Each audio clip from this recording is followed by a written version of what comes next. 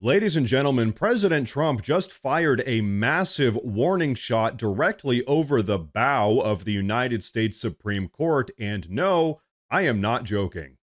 You see, yesterday afternoon, President Trump's press secretary, Carolyn Leavitt, sent out a very clear message. No one, not even Supreme Court justices, are above the law. Take a look.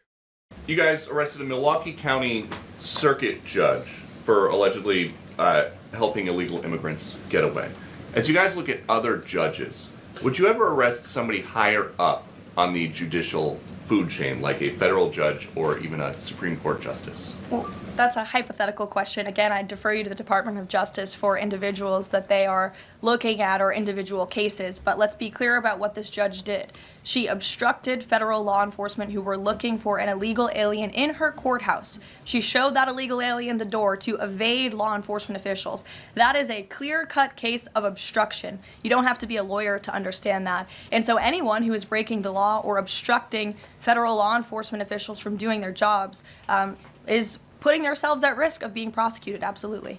So, ladies and gentlemen, I don't know about all of you, but to me, that sounded like a warning shot. Now, as many of you know, over the past week, the FBI has arrested not one, but two different district court judges, both of whom were literally harboring illegal immigrant gang members inside of their own homes.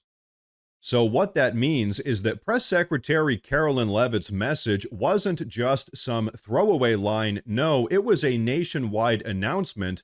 Even if you're a judge, even if you're a Supreme Court justice, you are not above the law. Here's the truth. The rule of law demands basic accountability for everyone. When judges break federal law, they must be held accountable just like any other regular citizen. And you know what? Let's be real, folks. We have seen a never-ending parade of radical judges doing every single thing they can do to roadblock President Trump's America First agenda. What we've all been witnessing can only be described as judicial activism, no, judicial tyranny run amok, which directly undermines national security and public safety. In fact, I want you all to take a look at what Stephen Miller had to say about this. But first, I want to say real quick that if you guys enjoy the daily news updates, please consider subscribing to the channel because it really does help a ton.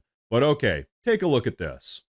How many pressing constitutional issues have been swept aside that American citizens need resolved, right, who are being persecuted by left-wing mayors, left-wing governors, left-wing bureaucrats who actually need relief? How many of their concerns have been swept aside so our entire judicial system can spend hour after hour, week after week, month after month, scrutinizing every single last detail of a deportation of an invader sent here by a foreign government?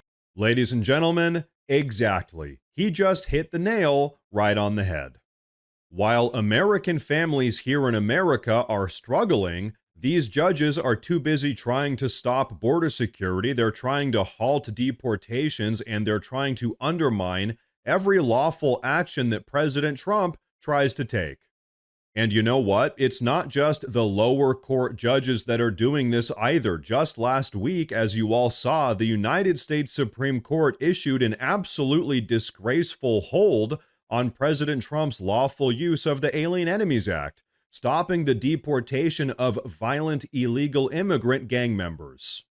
So once again, make no mistake, Carolyn Leavitt's bold statement was not just about rogue district court judges. No, it was a direct and resounding warning to the entire judiciary, including the Supreme Court itself. But of course, the radical left-wing media is absolutely losing their minds over this. They're screaming that Leavitt's words were authoritarian, dangerous, and tyrannical. But you know what? Let me ask you something. What's really more authoritarian? A democratically elected president enforcing the law, or a bunch of unelected, radically progressive judges using their benches to override the will of the American people? Here's what true authoritarian tyranny really looks like. Unelected judges handpicked by the progressive elite wielding their power like medieval kings to block the agenda that we, the American people, voted for. That is what tyranny really looks like. And on that note, take a look at this. You cannot have a democracy where single individual district court judges can assume the full total powers of the commander-in-chief. Even on the Supreme Court, it takes agreement of 5 Supreme Court justices to change a federal policy. 5. A single district court judge out of 700 cannot set policy for the entire nation, let alone on national security and public safety issues. The president has been clear that he has tremendous respect for Justice Roberts and believes it's essential the Supreme Court crack down and stop this assault on our democracy from these radical rogue judges that are usurping the powers of the presidency and laying waste to our entire constitutional system. So, ladies and gentlemen, just like Stephen Miller said, a democracy cannot function if a bunch of unelected judges can usurp the authority of the democratically elected president of the United States of America. And so, folks, here's the real concerning question here. What happens if the Supreme Court refuses to step in and do something about all of this? What happens if the Supreme Court decides to look the other way while radical lower court judges continue sabotaging the America First agenda? Or even worse, what if the Supreme Court itself becomes complicit in all of this judicial overreach? Folks, this is exactly why Carolyn Leavitt's statement yesterday is so massive.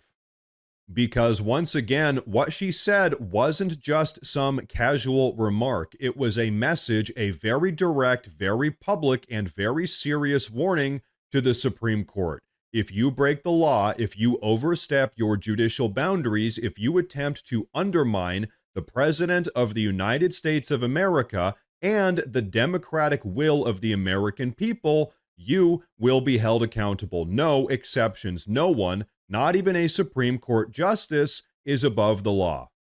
Ladies and gentlemen, here's the truth. If we're serious about saving this country, if we're serious about making America great again, then we have to be willing to hold every single corrupt deep state actor accountable, even if they're a judge or a sitting Supreme Court justice.